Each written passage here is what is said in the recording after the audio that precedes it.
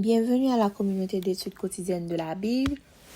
Nous continuons cette semaine avec la leçon 8 des jeûnes qui a pour titre le combat spirituel, première partie.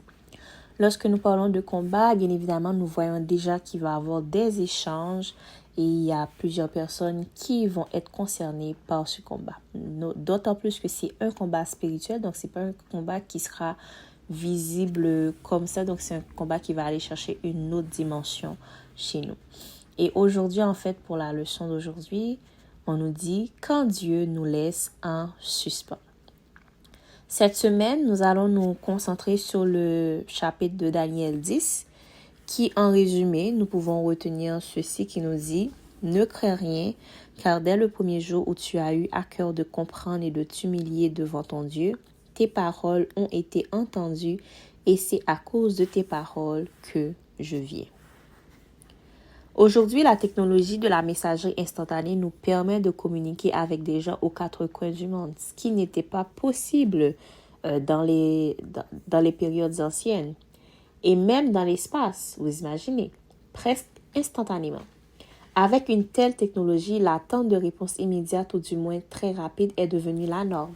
C'est pourquoi c'est peut-être particulièrement frustrant lorsque l'expéditeur sait que le destinataire a lu ou ouvert un texte ou un courriel, mais qu'il n'y a pas encore répondu. Et à cela, vous devez garder votre sang-froid parce que parfois, les gens, ils ouvrent les messages puis ils oublient de répondre. Ils sont occupés, donc vous devez être indulgent à ce sujet. Lorsque nous communiquons avec Dieu, soyons rassurés que nos prières sont entendues au ciel dès qu'elles sont pensées ou exprimées. Nul besoin d'envoyer un message dans une bouteille en espérant qu'il parviendra à Dieu au cours du siècle prochain. En général, Dieu ne nous répond pas immédiatement par une voix audible ou un message texte.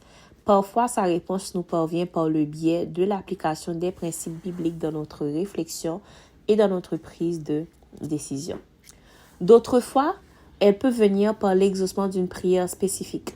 Et il arrive que l'absence de réponse soit aussi la réponse. Donc, on peut dire que Dieu, en fait, il a trois réponses. Donc, il a le oui, il a le non, si on peut dire comme ça, et il y a en attente. Donc, ça signifie que la réponse, il ne le donne pas tout de suite. Les réponses de Dieu, en fait, viennent en son temps et souvent de manière inattendue. Que l'attente soit courte ou longue, nous pouvons être sûrs que Dieu nous entend et qu'il nous répondra. La prière fait une énorme différence car elle a un impact direct sur le monde surnaturel. Comme nous le verrons dans le passage principal de cette semaine, nos prières peuvent parfois déclencher des conflits spirituels intenses qui peuvent retarder la réponse de Dieu. J'espère que l'étude biblique de Daniel 10 de cette semaine vous aidera à mieux discerner la lutte invisible qui se déroule derrière nos prières. Merci d'avoir été avec nous à la communauté d'études quotidiennes de la Bible, toujours dans le cadre de la leçon des jeunes qui a pour titre cette semaine le combat spirituel première partie, c'est bien la leçon 8. Nous vous invitons à rester avec nous pendant toute la semaine pour pouvoir participer avec nous dans cette leçon-là, mieux apprendre, décortiquer le chapitre de Daniel 10 et pouvoir mieux comprendre les paroles de Dieu.